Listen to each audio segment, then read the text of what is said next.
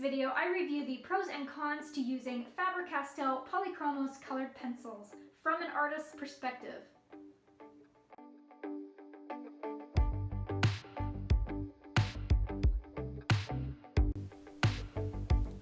Welcome! For those of you who are new, I am Jessica Matheny, the artist of Jessica Matheny Fine Art. On this channel, I offer time-lapses of my drawings and paintings, as well as tutorials and tips. Let's get into this review. I have the 60 colored pencil set of Faber-Castell Polychromos colored pencils, and I have been using them for a few years now on Strathmore medium drawing paper as well as Strathmore Bristol vellum. So first off, let's go over the pros to these pencils. What I felt was really great about them is that they have a really great light fast rating.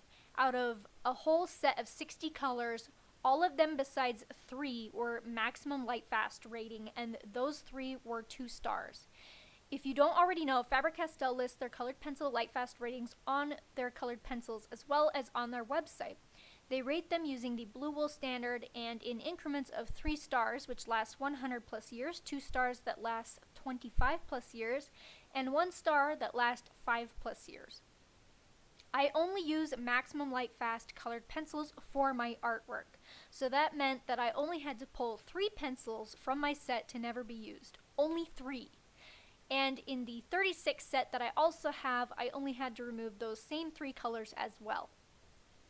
So that means that these colored pencils are really great for commission work because they have superior light fast ratings. They are not going to fade anytime soon.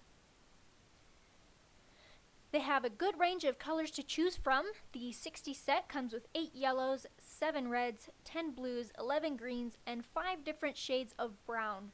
The 36 set comes with a good range of colors to work from as well.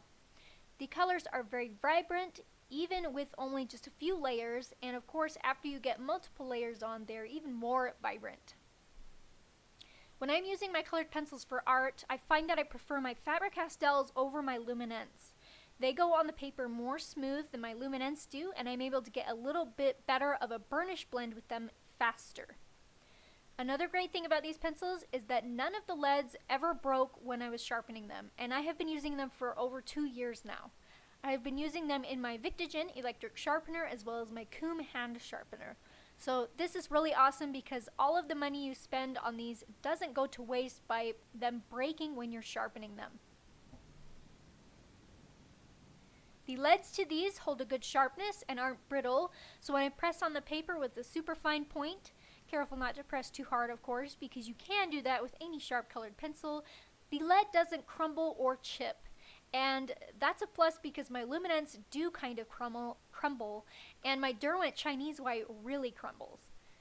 The blendability of these is really great as well. I feel like they blend better when I burnish blend over how my Luminance does with that. And they blend really great with solvent, which is my preferred method of blending anyways.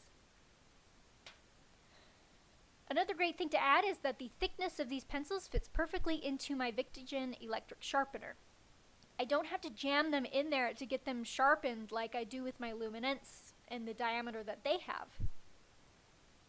Okay, so now let's go over the only con I have to using these colored pencils. I had to really think hard with this because I feel like there really aren't any cons to these colored pencils.